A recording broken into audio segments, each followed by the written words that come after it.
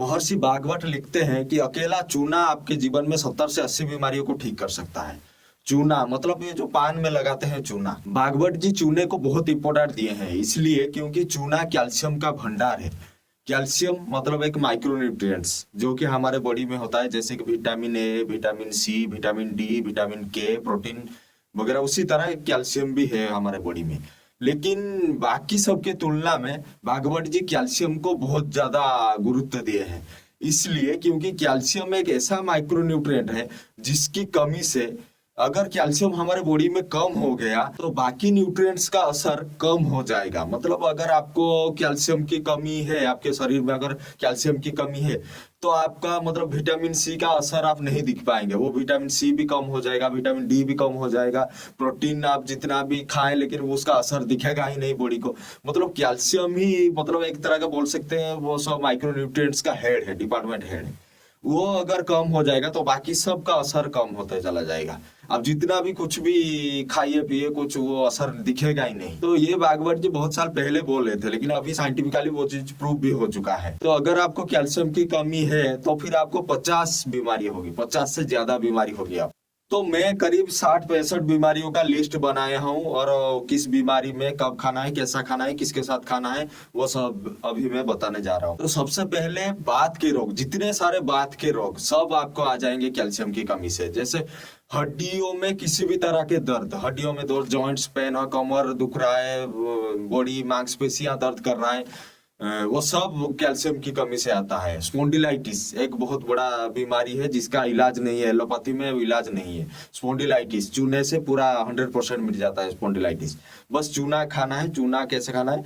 1 ग्राम लेना है चूना। 1 ग्राम मतलब लगभग वही जीरे दाना या गेहूं के दाने के आसपास, जीरे दाना के आसपास आएगा 1 ग्राम। उसको लेना है, दही में मिला के खाइए, किसी भी जूस में मिला के खाइए, दाल में मिला के खा लीजिए, या फिर कुछ नहीं मिलता है तो सादा पानी में मिला के खा लीजिए। लेकिन दूध के साथ नहीं खाना है, बाकी जिसके साथ खाना है खा लीजिए। आपके बच्चों का हाइट नहीं बढ़ रहा है तो फिर आपको उनको चूना दीजिए। बच्चों को भी वही 1 ग्राम ही दे सकते हैं, किसी के साथ भी दीजिए, लेकिन दूध को छोड़ के 1 साल तक देना पड़ेगा। लेकिन हाइट बहुत अच्छा से बहुत बढ़िया से बढ़ेगा हाइट उनका। तो अगर छोटे बच्चे दिमाग से कमजोर है, मतलब पढ़ाई लिखाई में कमजोर है, मतिमंद बच्चे हैं, तो उनको भी चूना दीजिए, वही सेम क्वांटिटी में दीजिए। इसमें करीब 2-3 साल देना पड़ेगा। महिलाओं को अगर पीरियड्स में प्रॉब्लम हो रहा है, पेन हो रहा है, या फिर खून ज्यादा आ रहा है, या फिर टाइमली नहीं हो रहा है, तो फिर उनका सबसे अच्छा मेडिसिन वही चूना है। अगर जॉन्डिस हो गया, जॉन्डिस का सबसे अच्छा मेडिसिन चूना है। जॉन्डिस अगर हो गया तो गन्ने के रस में मिला के 1 ग्राम चूना दिन में सिर्फ 1 बार गन्ने के रस में मिला के दे दीजिए, जॉन्डिस पूरा ठीक हो जाएगा। अगर गन्ने का रस नहीं मिलता है तो फिर गुड़ की पानी, गुड़ पानी में गुड़ मिला लीजिए, उसके बाद चूना मिला लीजिए, वो पिला लीजिए, वो भी चलेगा। नपुंसकता का सबसे अच्छा दवा है चूना।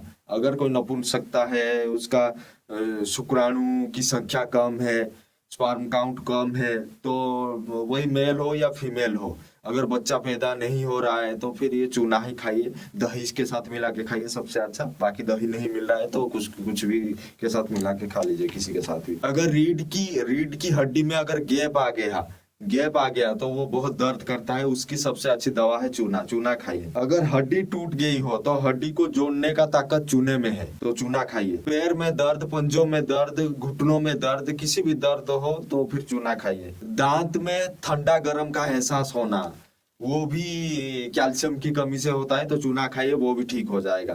दांत में कीड़ा जो लगता है दांत में, तो उसका भी दवा चूना ही है, चूना खाइए। दांत हिलते हैं, कमजोर हैं, तो फिर चूना खाइए। अगर आपके घर में गाय भैंस है तो उनको भी आप चूना दे सकते हैं। चूना देने से क्या होगा, उनका दूध जो मिल्क प्रोडक्शन है वो बढ़ जाएगा, वो दूध ज्यादा देने लगेंगे, और वो दूध से जो घी का क्वांटिटी है वो भी बढ़ने लगेगा, घी ज्यादा मिलेगा उस दूध से। तो चूना दीजिए उनको। जब पानी पिलाते हैं गाय या भैंस को, तो उसमें एक गाय को एक गेहूं के दाने के बराबर जैसे चूना जाएगा, जितना गाय है उसी हिसाब से चूना मिला लीजिए पानी में। मतलब एक गाय को आपको मिलाना चाहिए 1 गेहूं के दाने के बराबर चूना। तो मिला के गाय भैंस दोनों को दीजिए, तो वो दूध भी बढ़ेगा, दूध में घी भी इंक्रीज होगा। तो चूना अगर आप गाय को देंगे तो और एक फायदा है, वो गर्भधारण भी करेंगे, टाइम करेंगे। अगर कोई गाय आपका गर्भधारण नहीं कर पा रहा है तो उसको कंटिन्यू चूना दीजिए, वो कुछ दिनों में देखिएगा वो गर्भधारण करने लगे। और जिन माताओं बहनों को गर्भ धारण नहीं हो रहा है, वो गर्भपात हो जा रहा है 2 महीने, 1 महीने, 3 महीने में जिनका गर्भपात हो जा रहा है, तो इसका भी दवा वही चूना है। चूना खाइए, दही के साथ लीजिए या फिर जिसके साथ भी, फल के रस के साथ भी ले सकते हैं। प्रेगनेंसी के टाइम चूना जरूर खाना चाहिए माताओं को। उससे क्या होगा, देखिए वो प्रेगनेंसी के टाइम आपको चूना लेना है अनार के रस के साथ। 1 कप जो अनार का रस लीजिए, उसके साथ चूना मिला लीजिए 1 ग्राम, और रोज पीजिए। और 8 महीने 9 महीने तक रोज पीजिए। उससे होगा क्या, वो बच्चा जब जन्म होगा तब माता और बच्चे को, दोनों को, किसी को प्रॉब्लम नहीं होगा, सब कुछ नॉर्मल होगा, कोई दिक्कत किसी को नहीं आएगा।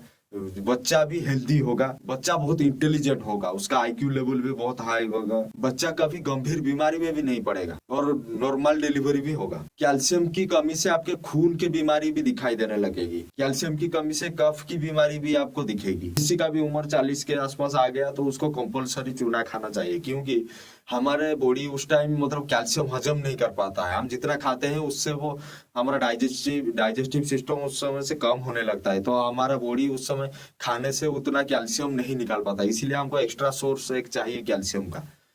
तो हर किसी को 40 की उम्र के बाद खाना चाहिए कैल्शियम। अगर आपको आंखों की रोशनी बढ़ानी है तो फिर चूना खाइए।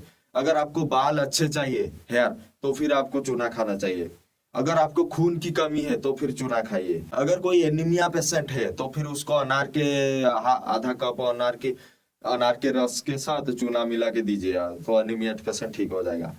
तो लीवर में सूजन आ गया तो फिर भी चूना दीजिए, वो ठीक हो जाएगा। कोई दारू पी के अगर लीवर खराब कर चुका है तो उसको भी चूना दीजिए। लीवर सोराइसिस जिसको भी बोलते हैं, उसको चूना दीजिए, वो ठीक हो जाएगा। गन्ने के रस के साथ या फिर गुड़ की पानी उसमें मिला के दीजिए। अगर बच्चे कमजोर है, मतलब पूरा दुबले पतले हड्डी दिखाई दे रहा है, तो उनको चूना दीजिए। तो अगर आपका नाखून सड़ जा रहा है, काला काला दाग दिखाई दे रहा है, ब्लैक पड़ जा रहा है नाखून पूरा, तो फिर वो चूना खाइए। जिसको ऑस्टियोपोरोसिस है वो भी चूना खाइए। अगर चेहरे पे मुहासे या फिर फोड़े फुंसी आ गए, चेहरे को साफ करना है, तो फिर आप चूना खाइए। फोड़े फुंसी कुछ ही दिन में गायब हो जाएंगे। तो कोई भी स्किन डिजीज अगर है, एक्जिमा, सोराइसिस अगर है, तो फिर चूना खाइए। तो चूना किसको नहीं खाना है थोड़ा बता देता हूँ। एक बार बता चुका हूँ पिछले वीडियो में, और एक बार बता दे रहा हूँ। चूना किसको नहीं खाना है, तो जिसका जो स्टोन बन रहा है पेट में, स्टोन बनने का टेंडेंसी है, बार बार स्टोन बन रहा है, या फिर पता है मेरे पेट में स्टोन है, पेट में दर्द है, तो फिर उनको चूना नहीं खाना है बिल्कुल। और जो लोग पान खाते हैं उसमें तंबाकू डाल के, उसमें कत्था डाल के, तो चूना और कत्था उन दोनों का दोस्ती नहीं है। चूना और तंबाकू उन दोनों का दोस्ती नहीं है। तो इन दोनों को अगर मिला के खाएंगे तो फिर दिक्कत आएगा। चूना अगर कत्था के साथ खाएंगे तो फिर वो पेट में स्टोन बना देगा, पथरी बना देगा। तो अगर चूना तंबाकू के साथ मिला के खाएंगे तो फिर वो कैंसर कर देगा। इतना बात को ध्यान रखिए। बाकी नमस्ते।